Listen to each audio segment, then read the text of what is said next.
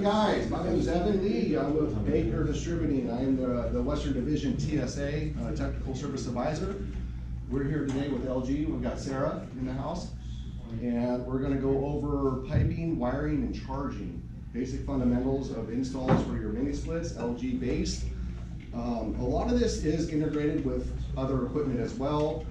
And so if there's any questions along the way, feel free to raise your hand and ask questions, and then we'll get that answered for you. So first off, anybody can tell me what's wrong with this slide? Nothing, right? Yeah, that's a prime install, you know? So, right? It's a nightmare. So basically, piping, refrigerant lines you want to have nice and tight, nice and straight, mounted, clamped, you know, very clean, meticulous work. So you could tell the guy, the contractor that did this, really didn't care about what he was doing or other customer satisfaction. So getting into it. So doing your installs for mini splits, we want to size the line sets for your install off of your indoor head. Now, when you buy the condenser, it does come with adapters for your flares that will increase or decrease the line sets that you're running. They come in a little bag. Most guys end up throwing them away, and then they're calling the distributor saying, hey, this doesn't fit. Well, it's in the bag, so make sure when you're unboxing your equipment that you do pay attention to the stuff. For your line sets, we want to insulate both lines. So individually, I've seen guys where they put both lines in 1/7/8 insulation, and you're gonna have nothing but problems. So for your flare connections, you want to make sure that you use a nice 45-degree flare tool, nice clean flares. That way you have no problems with leaks or anything like that. You know, we do use flare tight, flare seals, you know, Nylog. You know, we don't like to use the blue stuff on your flares, but you know, going into connecting your flares, you just make sure that you do proper torque settings on the flare nuts. That way you don't have any leaks.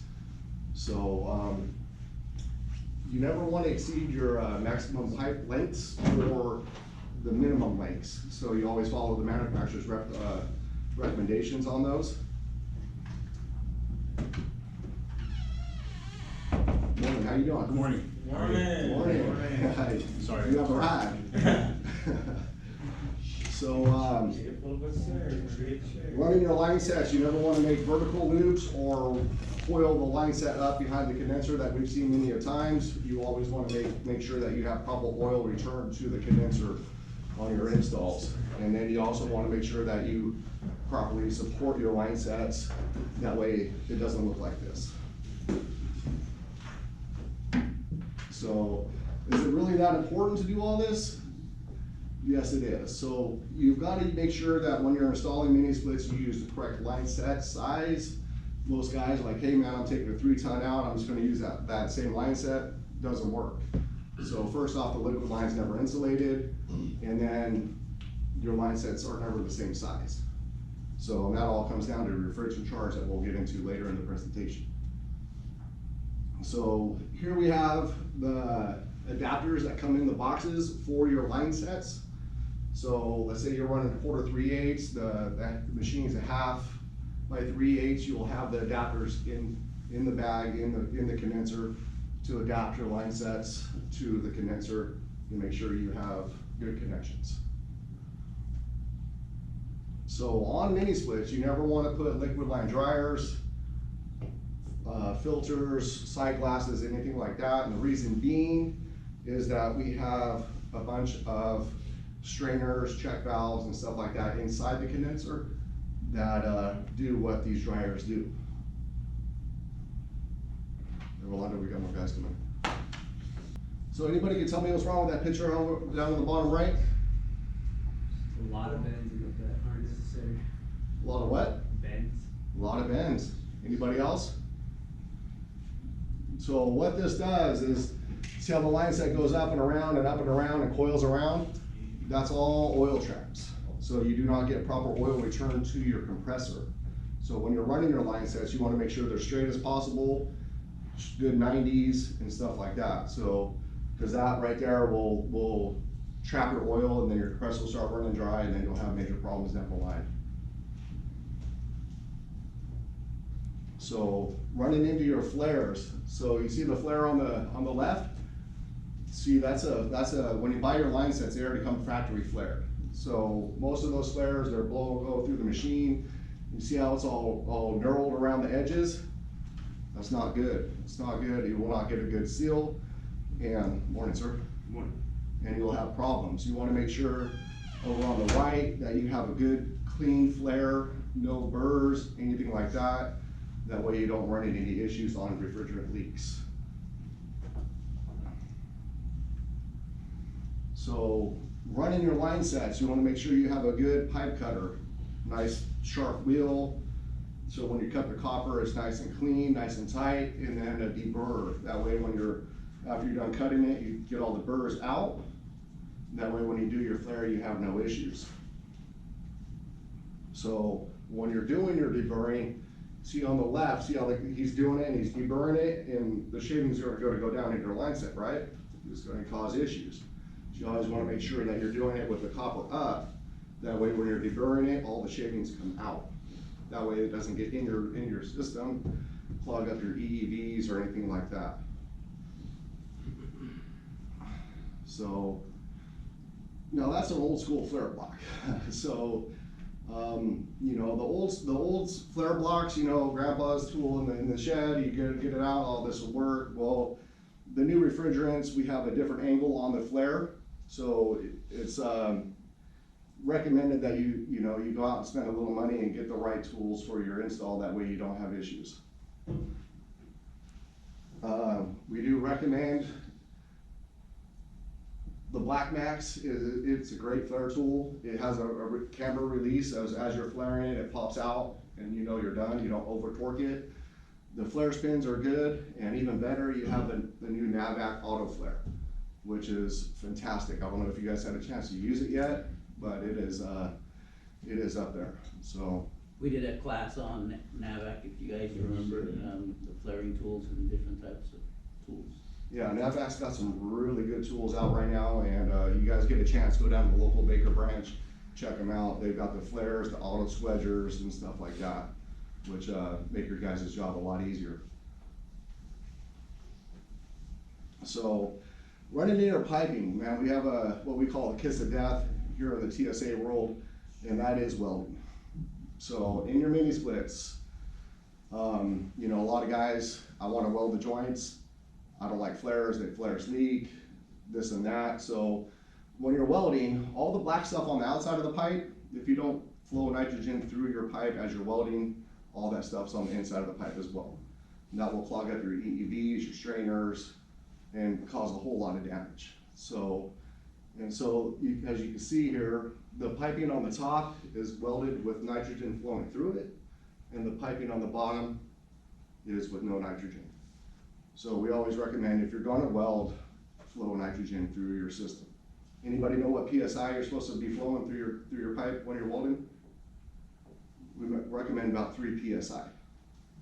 So you open up one side of the system, the new regulators, they have a brazing setting. Set it to that. It's usually somewhere between 3 and 5 PSI, and then you don't have no issues. Any questions? No? All right. So connecting your flares to your condenser. We have old school way of doing it is the way I always like doing it is I just use compressor oil. So you find out what oil is in your system, and then you use that on the threads. That way the oil seals the flare as you torque it down, and you have no issues. Again, there is Nylog and Flare Seal, the little purple gaskets that you can put on there. But really the old school way of doing it is oil. So as you're doing your flares, we recommend torquing. So a lot of guys, they just put 2 wrenches on there, give it one grunt, and call it good. So we never get nowhere with that. You're gonna go back and you're gonna do a callback on it because you're gonna have a refrigerant leak. So if you're doing your installs, I highly recommend you get a torque wrench and properly torque your flares. Every manufacturer has a setting settings for the torque, recommended torque values. So if you get a chance out in the lab, use a torque wrench if you guys have one, torque a flare nut down, and then come back with a crescent wrench. And I guarantee you'll get almost a whole revolution out of it after the proper torque setting. So when guys put their mini splits in, they crank it down, call it good. Well, you just distorted the flare. You're gonna have issues. So it's, you know, it's really not a suggestion of should I, it's really you should. That way you don't have any issues. So anybody tell me what's wrong with the picture right there on the right? We're gonna get into surge protection. You guys have any brownouts up here this last summer? Any power outages or anything like that? Yeah. Exactly. So. I did have a notification saying to use less power. Oh yeah, you know, it's crazy, you know, during the summer you get you know, the alerts, don't charge your electric vehicle between the hours of 3 and 9, right? But they want everybody electrified. Go figure. So here's the get down is we recommend putting surge protection on your inverter driven system. Now you wouldn't go out to Best Buy and buy a $4,000 computer and just plug it in the wall, would you? No. Right? Why would you do that with your air conditioner? It's the most expensive appliance in your house. So, and you know, when the voltage falls below 187, we have issues, and if it spikes up above 253, you're gonna smoke your inverter board. Because what we do is we take AC voltage and we convert it into DC voltage to modulate your compressor, because the compressor ramps up and down per demand. And that happens on a DC voltage range. So that inverter board, if you get a power spike, it's first thing to go. So the surge protection is a $50 insurance card that if you got a power spike or a brownout and power comes in and out real quick, you're gonna save that inverter board. I do have an inverter system on my house, and I've had multiple brownouts throughout the summer and not an issue. But what happens when your inverter board goes out, you've got to go back to the job, you've got to call tech support. Tech support's going to walk you through 15, 20 different questions, check this, check that, check this, check that. Okay, these are the parts you need, got to go order them. So it depends on if your local supply house has them in stock or not. You might be able to go back the next day, you might have to wait a week or two to go back to replace that board. So the surge protector is a great way to protect your equipment. So, and you know, ICM, they make a great surge protector. RectoSeal makes a real simple, easy one that goes inside the disconnect, lights up green. If it turns red, you know it's bad. So on your shielded cable, if you do run shielded cable, you want to attach the shield out the outdoor only, not the indoor. So again, that's, you know, a lot of guys, when they buy shielded cable, it comes in either a 500 foot or a 1,000 foot roll, and they don't, like, why do I need to go buy a 50 foot roll of 14.4? I'll just use this, which is fine, it'll work. But again, with the shielding, you just want to shield it out the outdoor unit only. So when your guys are doing your install, got your piping going, high voltage is in, you're still working, you still have to pressure test the line set, evacuate and charge it. Do not energize the unit until your line sets are charged and ready to go. When all that's done, plug in the disconnect, then you can turn everything on. So we're gonna get into charging here. So, old school method, this is when I first started learning back in the early 90s. So, suction line beer can cold, right? You know, that meant your refrigerant was about 34 degrees, you're good to go. Hey, yeah, we're good, let's go. Wrap it up, put the stuff in the truck, we're on to the next one. So now, yeah, that doesn't really work. So, because we are inverter driven systems, the charge is critical on these systems. Make sure you have the right charge, not overcharged or undercharged. And we're gonna get into that, and we're gonna get into some questions here to make you guys think here in a minute. So, LG. we call leave the gauges in the truck, because you really don't need them. On these mini splits, it's a single port application. You hook up one gauge, what's that tell you? Nothing, right? Oh, hey, I've got refrigerant in the system. Well, you're not reading your high side and low side, are you? No, you're not. So we'll get into that. So, on your charging, for evacuation purposes, you always want to pull the shredder cores out, remove the shredder cores. You want to use a vacuum rated hose. Usually those hoses are black. The yellow, red, and blue hoses are not vacuum rated. Guys do it all the time, but they are not rated for vacuum. You want to use a black hose. So, you want to charge your system with nitrogen. We always recommend up to 600 PSI. You know, get in there, make sure you have no leaks. And the reason we go to 600 PSI, because it is a heat pump application. In heating mode, you will push those pressures.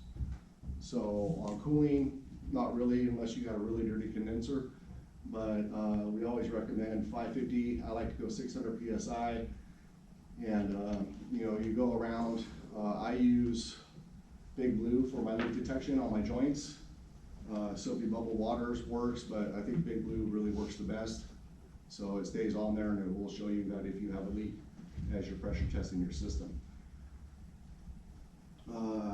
When you're putting your vacuum pump on there, you always want to make sure that you have fresh, clean oil. I know guys that won't change the oil for 2 or 3 years in their vacuum pump. Yeah. Unless it falls over the back of the truck and all spills out, right? So you always want to make sure you use fresh, clean vacuum pump oil because it's not contaminated. The oil does get moisture in it and stuff like that. So changing your vacuum pump oil every 2 or 3 evacuations is always recommended. Clean oil gives you assurance that you have a good vacuum on the system. So we always want to go down to 500 microns. Let the system hold. Make sure that you're not climbing back up, and you know, that way you ensure that you have a good vacuum. I recommend when you go down to 500 microns, at least an hour minimum wait time. Shut it down, let it hold, make sure you don't start climbing. You might climb a little bit, you'll see it come up a little bit, come down a little bit, but usually right around 500 microns is where we want the system at. So, adding refrigerant, we always want to make sure that we use an electronic scale, weigh in your charge per manufacturer recommendations. And we'll get into that here in a minute on charging methods, trim charge. And then,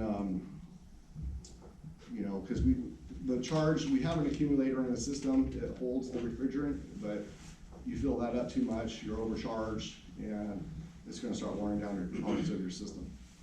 So, before you do turn on the unit, we always open the service valves, right guys?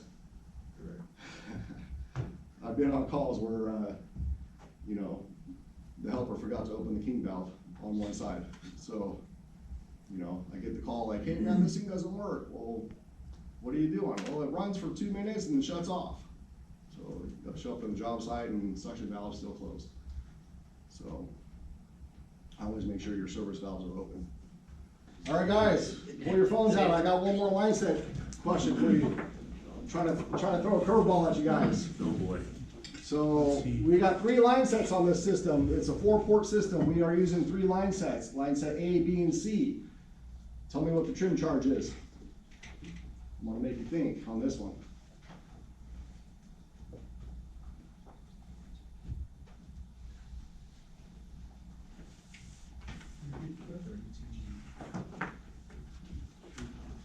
When you think you have it, raise your hand. There's 3280. I mean, let's take a shot at 3280. Nope. No, this one's a tricky one. You've got to read the literature on the left. I'll give you that.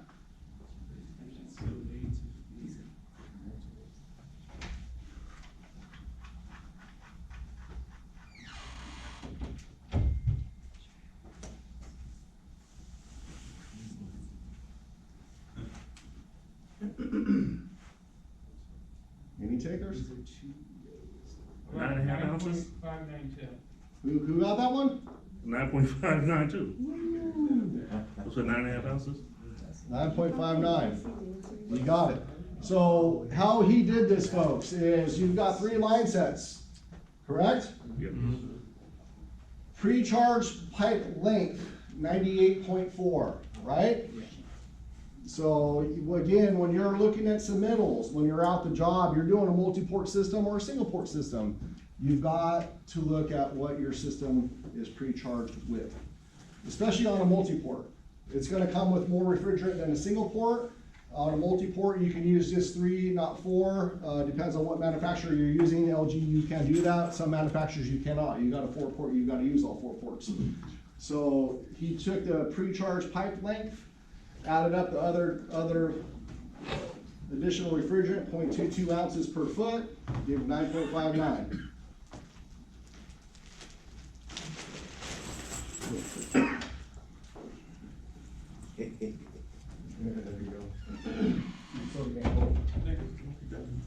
You guys see how that's done now?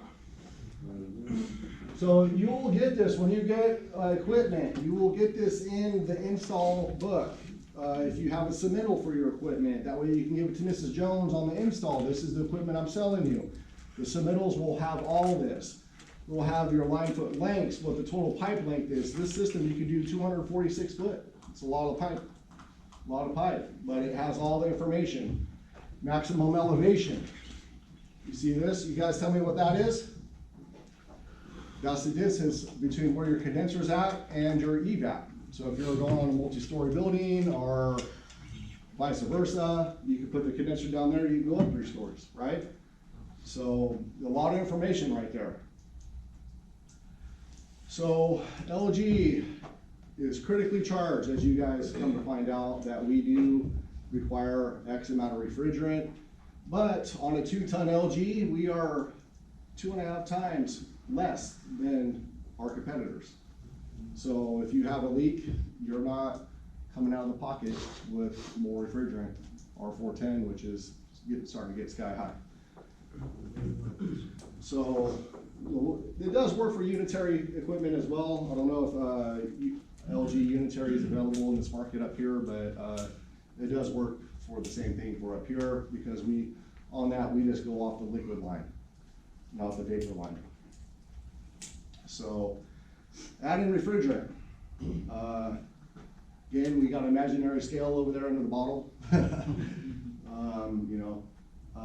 Bottle's inverted, so we do charge liquid. Anybody tell me why we charge liquid? Because it's a blend. There's multiple parts to this refrigerant. So, quick question for you guys, a little off course here. So if you're a service technician, you roll to Mrs. Jones' system, you're 3 pounds short of refrigerant out of a system that holds 10 pounds. What do? First, of course, you find the leak, right? But the refrigerant that's in there, is it still good? No, it's not. You've got to evacuate it. Because if you're 3 pounds short on a 10-pound system, you don't know what parts of that blend that have dissipated. So most guys, just top it off, oh, we're good. Well, you don't know what part of the chemical that you're short with. So the proper way to do that is to evacuate the whole charge and recharge it with clean virgin refrigerant. That way the blend is all there. So when you're doing your install, folks, this is critical. Don't be that guy that doesn't put the information of your system on the inside panel. One, if you do the install and you come back, let's say 15 months later because you've got a leak or something's wrong and you've got to evacuate the system, find a leak and recharge it, you're not going to remember how much line set you ran, are you? No, you're not. You're not going to remember how much refrigerant you added. So always, always, always write down your pipe length and your additional freon charge that you've added to that system on the inside of the panel. Not only is it good for you if you come back for that service call, but it's good for the next guy. I know you're helping the next guy out, but still, it's just common courtesy. So, yes, sir. I mean, obviously you gotta get work orders. You have to write all your notes and what you did from A to Z. Yeah. You have to do that too. I mean, depends on what company you work for and what they require. But you as a technician, you got a warranty service call, you're going back. That's just added time out of your day. As a service technician, I've been a service tech for 15 years. you're running 10, 12 calls on a hot summer day. So you don't wanna be on the phone. You go up to the system, you pull the panel off, you turn it around like, hey, okay, cool, bitch, and there's 58 feet of line set, this is how much refrigerant was added. I got a leak somewhere, let me pressure test, find the leak. Now it eliminates from you calling the office, them going in, trying to find the work order of what you did, and stuff like that. Companies aren't sending you out with, like, I get laptops and phones and everything I need to look up history on the unit. Depends on what company you work for, but, I mean, if you work for a higher end company that has all that, then yes, you will have all that at your fingertips, but then also the mom and pops companies that don't wanna splurge on that kind of technology, they don't have it, and I've worked for them both. So it all depends on who you work for and what kind of equipment they supply you with. But this is also, it's useful information, because sometimes you are at a company and they send your other technician out there, that he's calling you, and you're wasting your time on a phone call with him, and then they're calling the office, and, you know, so it's always good just to write down what you did to that system on the inside of the panel. Just help you out, help the follow technician out, you know, and, move on. So before you fire your system up, so let's say you've got it on pressure test, you've evacuated, you've added your trim charge. Again, critical, you open the service valves. I've been on calls where the service valves are not open, believe it or not. One is open and the other is not. It's usually the suction. So always open the service valves. So on that note, let's get into some considerations of installs, easy mistakes to avoid. So, condenser placement. So on the install guidelines, we do have minimum and maximum clearances around your condensers for proper ventilation of your condensed air. Again, so D over here, you look at D, we want at least 4 inches off that wall, standard's 12, right? So you wanna look at all that, spacing between your condensers. You want 24 inches between condensers is usually your standard distance. You don't wanna stack those things on top of each other. Anybody tell me what's wrong with this one? Airflow's not good. Yeah, right, yeah. So this guy here is blowing hot condensed air right into that guy. We're gonna have issues cooling that freon off. So what about that guy? Right? So what you're doing is you're blowing hot condensed air right into the condenser 3 times. And believe me, I've been on job sites like this, and it's usually commercial hotels where contractors do this. You will see it. I've been on it, just recently, as a matter of fact. Had problems with head pressures and alarm codes and blah, blah, blah. And you go up on the rooftop and you're like, oh boy, this, guys, this ain't gonna work. You gotta move it all. Because that will void your warranty. That will. So just install tips for when you guys are putting equipment in. All this is in the install manual. Open it up, take a glance at it, especially if it's your first time putting this equipment in.